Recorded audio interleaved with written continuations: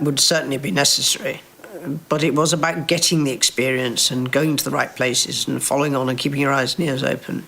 At 3 in the morning, a silent alarm should have gone off. Instead, Princess Anne walked into one of Buckingham Palace's most restricted private wings and found an intruder standing in the dark. This was no random trespasser. It was someone tied directly to Queen Camilla's inner circle. What Princess Anne did next has shaken the royal household to its absolute core. This wasn't just a security breach. It was a massive betrayal. This video exposes the midnight confrontation the palace tried to bury, and the explosive fallout currently tearing the royal family apart. The night nobody was supposed to know about. There are moments inside Buckingham Palace that never make it into press releases. Moments that get buried under careful language, managed silences, and the quiet coordination of people whose entire job is to make uncomfortable things disappear. What happened in the early hours of a Tuesday morning in late January 2026 was supposed to be one of those moments. It was not. Princess Anne was awake. That detail alone tells you something important about the woman. She is not someone who lingers in bed. She is famously one of the hardest working members of the royal family, a woman who has carried out more official engagements than almost any other royal for decades running. She sleeps when the work is done, and the work is rarely done. On that particular night, she had returned late from an engagement in Edinburgh, one of a string of commitments that had taken her across 3 cities in 4 days. She was tired, but she was moving. According to sources close to the royal household, Anne was making her way through a private corridor on the east side of the palace at approximately 3 in the morning. This was not unusual for her. She knows every corridor, every staircase, and every locked door in that building better than most people know their own homes. She has walked those halls for over 60 years. She does not need a guide, and she does not need permission. What she did not expect was to find a door open that should have been sealed shut. The wing in question sits behind a secondary security barrier that is separate from the main palace access points. It is not a wing that guests wander into by accident. It is not a wing that even senior staff enter without clearance and reason. Access to it requires a specific authorization code and a physical key that is issued only to a handful of people within the entire royal household. The list of people who hold that authorization is short, deliberate, and closely managed. It does not include members of the public, it does not include family friends, and it does not include relatives of the Queen Consort. Anne stopped. A source familiar with the events of that night described her reaction as measured but immediate. She did not panic. She did not call out. She assessed the situation with the same cool precision she brings to everything, and then she moved toward the open door. What she found on the other side has not been officially confirmed by the palace, but sources speaking to royal insiders and documented in reports circulating across senior royal correspondent networks have painted a picture that is deeply uncomfortable for everyone connected to Queen Camilla. A person was inside that wing. That person was not a member of staff. That person was not a working royal. That person had a direct personal connection to Camilla herself. A connection that goes back years. A connection that the palace had quietly tolerated without ever formally acknowledging. Anne recognized who it was immediately. Think about what that moment must have looked like. 3 in the morning, a restricted corridor, a wing that holds materials and rooms that the palace guards with extraordinary care, and standing inside it.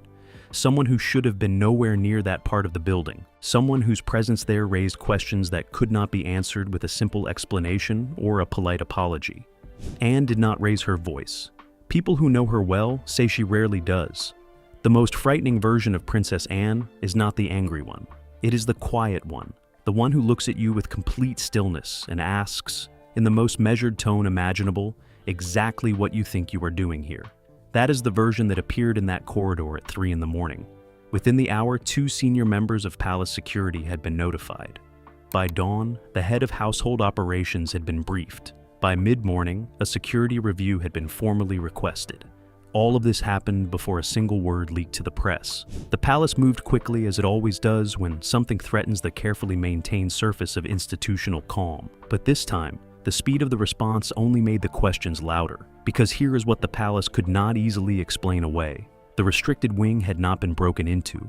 There was no forced entry, no bypassed alarm, no evidence of the kind of technical breach that security teams are trained to handle. The door had been opened with proper authorization. Someone with access had either used their own credentials to let this person in, or had given this person the means to access it themselves. Neither explanation is comfortable. Both point to a deliberate act, and both lead directly back to one question that the palace has been circling ever since without ever quite answering out loud.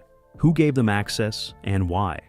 That question is still sitting in the middle of a room that very few people are allowed to enter. But the answer, when it finally surfaces, may reveal something far more significant than a single unauthorized visit in the middle of the night. It may reveal exactly how far certain loyalties inside this palace stretch, and exactly how much Princess Anne is prepared to do to protect what she believes the crown stands for. Who is this person, and how did they get in? To understand why this incident landed with such force inside the royal household, you first need to understand who was standing in that corridor. Because this was not a stranger. This was not someone who had slipped through a gap in the system through sheer cunning or luck. This was someone known to the palace, someone who had been inside its walls before, under very different circumstances, and whose connection to Queen Camilla runs deeper than most people outside the inner circle have ever been told. The person found in the restricted wing that night is a relative of Camilla's from her maternal side. Sources close to the royal household have been careful not to release a full name publicly, but enough detail has emerged through senior royal correspondence and insider accounts to build a clear picture. This is not a distant cousin twice removed with no meaningful connection to the queen consort. This is someone Camilla has maintained a close and active relationship with for years, someone who has attended private family gatherings at Highgrove, someone who has been quietly present at occasions that never made the official court circular.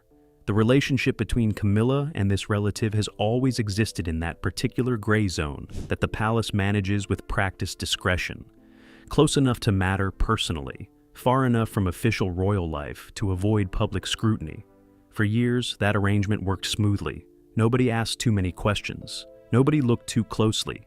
The palace has long understood that the queen consort has a private life that predates her royal role by decades, and that managing the boundary between those two worlds requires a certain deliberate blindness. But blindness has a cost, and that cost arrived at 3 a.m. in late January 2026. Now here is the question that has been dominating private conversations among senior palace staff ever since. How did this person actually get in? Because as stated clearly in the security review that followed, there was no breach in the technical sense. The authorization system had not been defeated. The physical key had not been stolen. Someone, somewhere in the chain of palace access, had made a decision to extend entry to a person who had absolutely no legitimate reason to be in that part of the building. Sources familiar with the internal review have pointed to 2 possible explanations, and neither one reflects well on the people involved. The first possibility is that a member of staff with authorized access accompanied this person into the wing or directly facilitated their entry. This would represent a serious violation of palace protocol, the kind that ends careers and triggers formal investigations. The second possibility is more troubling still, that this relative had been given access credentials directly, perhaps gradually, perhaps casually, perhaps through a channel that nobody thought to monitor because the person providing the access never imagined anyone would notice. Both possibilities lead to the same uncomfortable place. Someone trusted by the palace extended that trust in a direction it was never supposed to travel. What makes this even more significant is the timing. January 2026 was not a quiet month for the British royal family. It was a period of intense internal pressure, with the fallout from Prince Andrew's legal situation still reverberating through the institution, and William's reform agenda already creating visible friction with Camilla on multiple fronts. The palace's security apparatus was already operating under heightened sensitivity. Staff were being reminded of protocols. Access reviews were quietly underway in several departments. Against that backdrop, the idea that someone managed to walk an unauthorized visitor into one of the most sensitive parts of the building stretches the limits of coincidence to their absolute breaking point. And then there is the question of what this relative was actually doing there. Sources have been cautious on this point, and the palace has said nothing officially. But accounts from people briefed on the security review suggest that the individual was found in a part of the wing that contains private archival materials and personal correspondence belonging to senior members of the royal household. Not public records, not ceremonial items, private documents. The kind of materials that the palace guards not because of their monetary value, but because of what they contain. Names, relationships, decisions, conversations that were never meant to leave those walls. Was this person reading those materials? Was this person looking for something specific? Was this visit the first of its kind, or simply the first one that got caught? Those questions have not been answered publicly, and the palace's silence on the specifics is itself a form of communication. When institutions say nothing, it is rarely because there is nothing to say. What we do know is that Camilla's relative had no official role at the palace, no staff position, no visiting fellowship, no ceremonial appointment. There was no paperwork to justify their presence in any part of the building at 3 in the morning, let alone in a restricted wing with secured access. The visit was entirely off the books, and the only thread connecting it to the official life of the palace ran directly through the queen consort herself. This is where the story becomes genuinely complicated, because Camilla has spent years carefully constructing a public image built on reliability, discretion, and institutional loyalty. She endured decades of public hostility after the collapse of Charles and Diana's marriage. She rebuilt her reputation slowly and methodically. She became queen consort in May 2023 at the coronation, and the public, if not entirely warm, had broadly accepted her presence beside the king. That acceptance was fragile. It was built on the understanding that she had left the chaos of her past behind and was now operating entirely within the rules. A relative found in a restricted wing at 3 in the morning does not fit that narrative, not even slightly. And Princess Anne, who has watched every chapter of this family's modern history, with the clear eyes of someone who has never confused loyalty with blindness, understood that immediately. She did not need to wait for a security report to grasp what this discovery meant. She knew what wing that was, she knew what was inside it, and she knew exactly whose connection had put that person there. The question of what she decided to do with that knowledge is where this story moves from incident to confrontation. And that confrontation has been building inside this palace for far longer than one sleepless night in January. Anne's history of protecting the palace.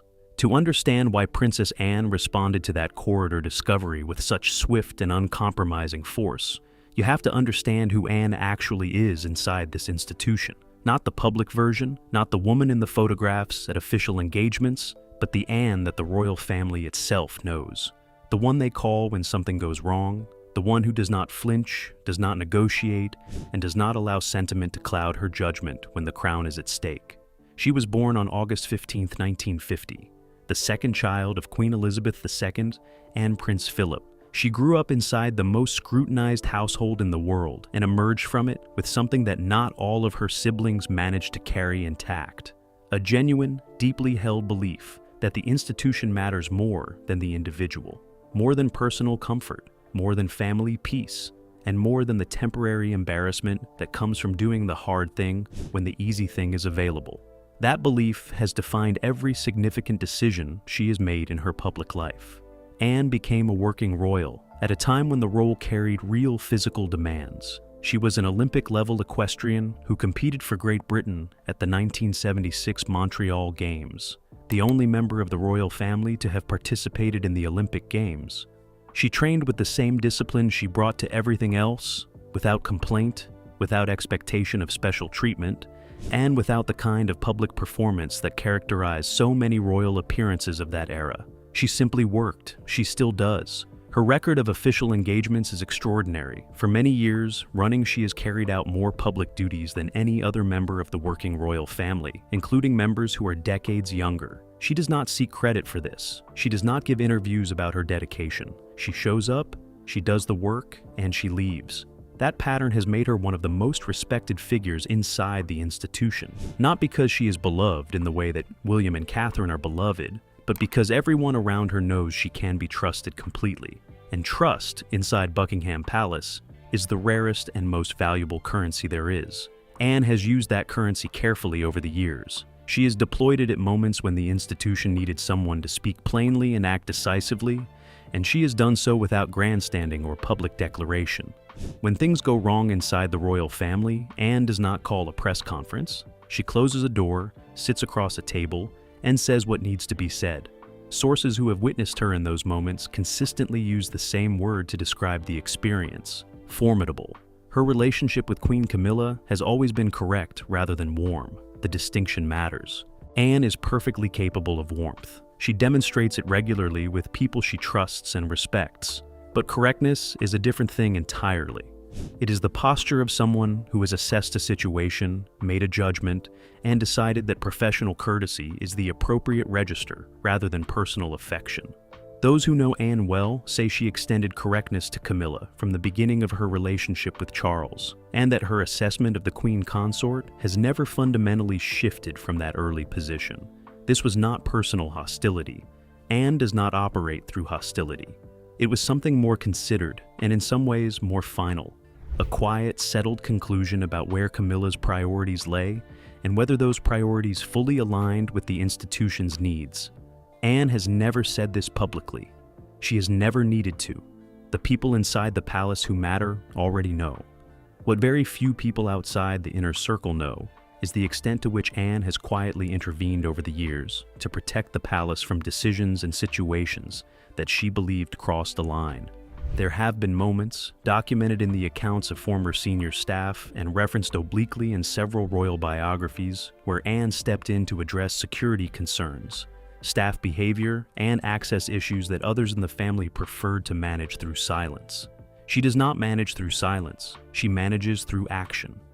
In the years following Queen Elizabeth's death in September 2022, Anne's protective instinct toward the institution became even more acute. She had watched her mother build and maintain the monarchy through 7 decades of unwavering discipline. She had seen at close range what that discipline cost and what it preserved. And she had watched the years after the Queen's passing bring a level of internal turbulence that Elizabeth had spent her entire reign trying to prevent. Andrew's situation, Harry and Meghan's departure, the ongoing friction between William's reform agenda and the older generation's resistance to change. Anne had observed all of it with the patient, unsentimental attention of someone who understands that institutions do not collapse in a single dramatic moment. They erode, quietly, gradually, and almost always from the inside. That awareness made her more alert, not less, to the kind of breach that occurred in late January 2026. Because Anne understands something that the palace's communications team sometimes forgets in its rush to manage narratives. The small violations are never just small. They are signals. They are tests of how much can be gotten away with. And in an institution where power is shifting, where the old generation is releasing its grip and the new one is not yet fully in control, those tests come more frequently and carry more weight than they would in a stable moment.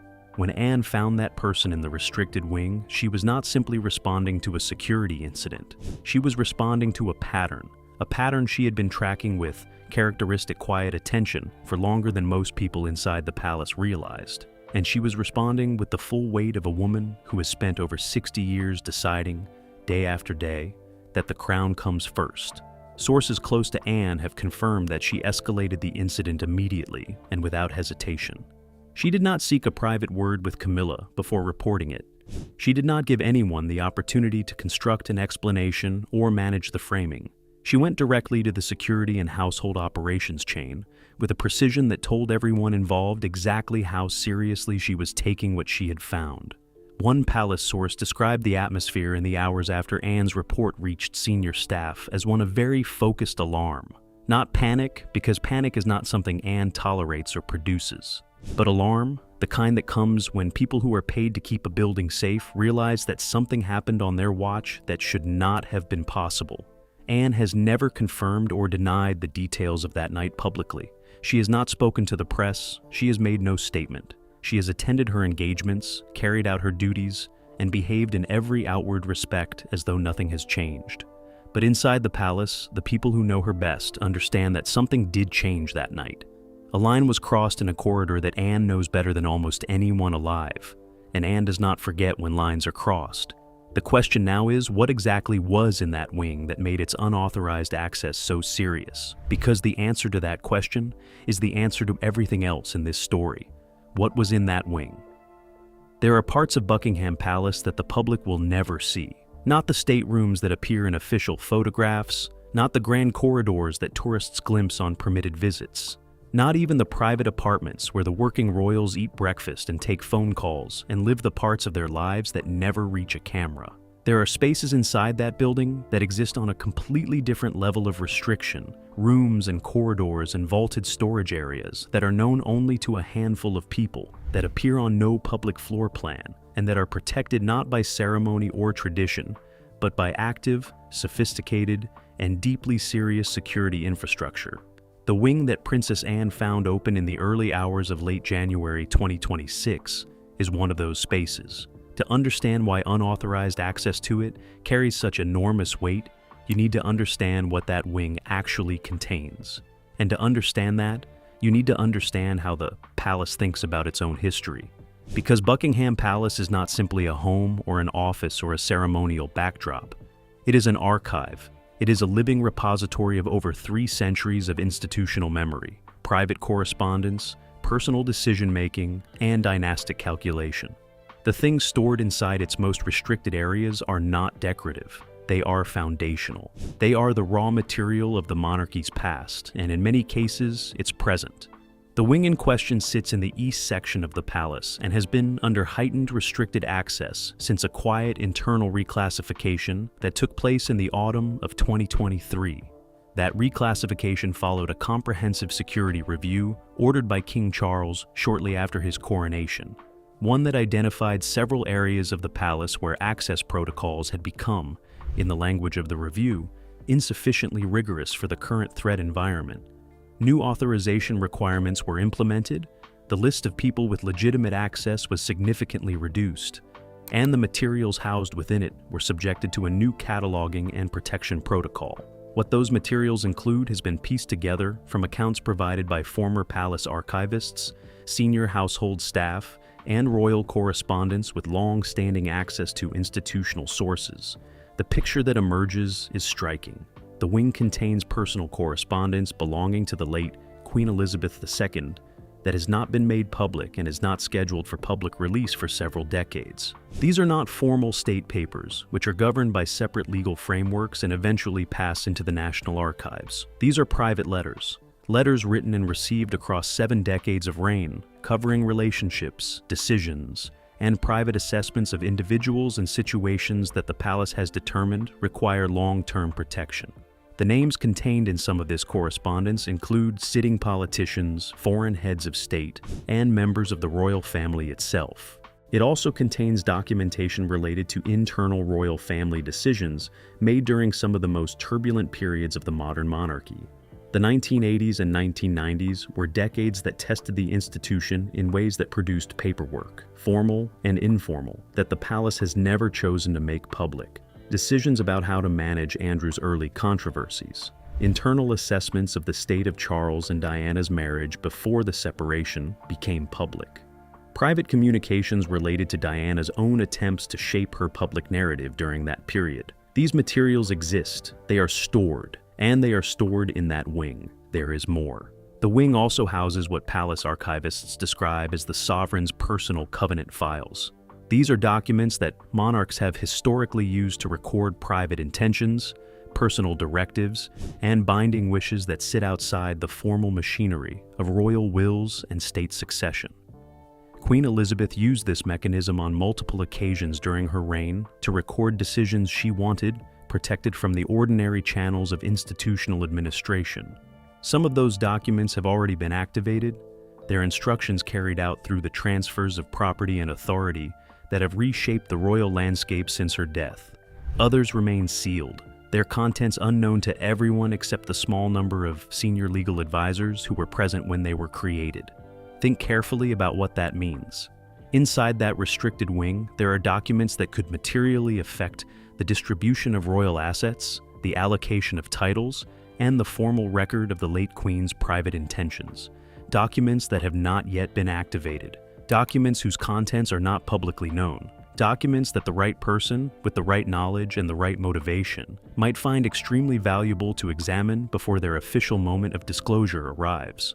Now ask yourself the question that palace security staff have been sitting with since late January 2026. What was Camilla's relative looking for? Because here is what the security review established beyond any reasonable doubt. This was not a casual intrusion. This was not someone who had wandered through a wrong door in a state of confusion. The wing requires a specific physical authorization to access.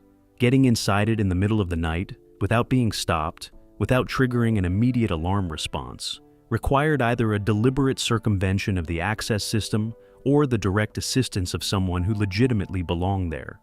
Neither scenario supports the interpretation that this was innocent or accidental. Sources who have been briefed on the review describe the internal assessment of the visit as pointing strongly toward purposeful entry. The individual was not standing in a corridor looking lost. The individual was in a specific part of the wing, in proximity to specific storage areas, in the early hours of the morning when the palace population is at its smallest and the likelihood of being observed is at its lowest. Every one of those details, the timing, the location, the method of entry, points toward intention. And the materials closest to where the individual was found include, according to two separate sources, with direct knowledge of the wing's contents, documents related to the internal management of Camilla's own position within the royal household during the years between Charles and Diana's separation, and Camilla's eventual marriage to Charles in April 2005. Documents that cover a period when the palace was making active decisions about how to manage public perception of Camilla, what access to grant her, what protections to extend to her, and what private assurances were given to various parties in exchange for their cooperation with the management of a deeply sensitive situation. If those documents contain what some palace insiders believe they contain, the implications for Camilla's carefully constructed public legacy are significant. The official narrative of her journey from controversial figure to queen consort is one of patient rehabilitation and earned acceptance. But narratives are built on the materials that support them and on the materials that do not get examined. A person with access to the private record of that period, to the internal palace communications and personal directives that shaped how the transition was managed, would have access to a version of that story that the palace has never chosen to share. That is what was inside that wing. That is what Anne found open at 3 a.m, and that is why the response from palace security, from household operations, and from Princess Anne herself was as immediate and as serious as it was. The next question is how Camilla responded when she found out that Anne had made the discovery, because her response and the fault lines it exposed tells you more about the current state of this palace than any official statement ever could. Camilla's response and the palace fault lines it exposed. When Camilla learned that Princess Anne had been the one to make the discovery, the atmosphere inside the palace shifted in a way that several sources described using the same word: irreversible. She did not issue a public statement. The palace said nothing officially, but behind closed doors, the response from Camilla's side was anything but calm. Sources close to the household described her initial reaction as one of visible agitation, a controlled but unmistakable fury directed not at the situation itself, but at the fact that it was Anne who had found it. Of all the people who could have walked through that corridor at 3 a.m, it was the one person in this family who would neither stay silent nor be managed. Camilla reportedly sought an urgent private audience with King Charles within 24 hours of the incident becoming known to senior staff. What passed between them in that conversation has not been confirmed, but sources indicate that Charles, who has consistently defended Camilla against criticism from within the family, found himself in a position he has always tried to avoid, caught directly between his wife and the institutional machinery that his son and his sister are now jointly operating with increasing authority. William was briefed on the security incident through the household operations chain before Camilla had the opportunity to frame it privately with Charles. That sequencing was not accidental. Anne had made sure of it, and William's response, according to sources close to his office, was to treat it exactly as he treats every breach of institutional protocol, as a serious matter requiring a formal response, not a family conversation. This is the fault line that the incident exposed most clearly. Camilla still operates on the assumption that family loyalty and personal history provide a layer of protection inside this institution. That difficult situations involving people connected to her can be absorbed into the private life of the household and managed through conversation rather than consequence. William does not share that assumption. He has made that plain through his handling of Andrew, through his management of the Duchy of Cornwall, and through every decision he has made since stepping into the role of the monarchy's primary architect of its own future. Anne shares William's position entirely. She always has. The three of them now occupy the same palace, navigate the same corridors, and serve the same crown. But they are not operating from the same set of rules. And the night Anne found that door open made that division impossible to paper over any further. What was once a tension managed through careful avoidance has become something sharper and more consequential. A direct confrontation between two visions of what this institution is and who it ultimately belongs to. The question of what happens next is no longer hypothetical. What happens now and what this means for the monarchy. The immediate aftermath of the January 2026 incident did not produce a dramatic public rupture. There was no press conference, no statement from Buckingham Palace, no carefully worded acknowledgement from any royal spokesperson. The palace said nothing, and it said nothing loudly. But silence is not inaction. The security review that Anne triggered has already produced visible consequences. Access credentials across restricted sections of the palace have been comprehensively audited. The list of individuals with authorization to enter sensitive areas has been reduced further. Sources familiar with the review describe it as the most thorough internal security assessment the palace has conducted since the Michael Fagan incident of 1982, when an intruder reached the Queen's bedroom before being discovered. That comparison alone tells you how seriously the institution is treating what happened. Beneath the security review, something more fundamental is being decided. William has used this incident as further evidence for a position he has been pressing internally for months. That the boundaries between Camilla's personal world and the official life of the palace have never been clearly enough defined. His argument is straightforward. Every person who moves through this palace, accesses its spaces, and benefits from proximity to the crown must be formally authorized, formally documented, and formally accountable. No personal arrangements operating outside the system. No quiet understandings that bypass the protocols everyone else is required to follow. This is the same argument he made about Andrew, the same argument behind every reform he has pushed since stepping into his role as the monarchy's primary architect of its future. What is new is the weight behind it. Because now there is a documented breach, a security review with findings, and a name connected to the Queen Consort at the center of it all. For Camilla, the consequences extend beyond immediate discomfort. They reach into the question of legacy. What will history say about her? What version of her story survives the transition from Charles's reign to William's? Those questions have always been present, but late January 2026 made them suddenly and painfully urgent.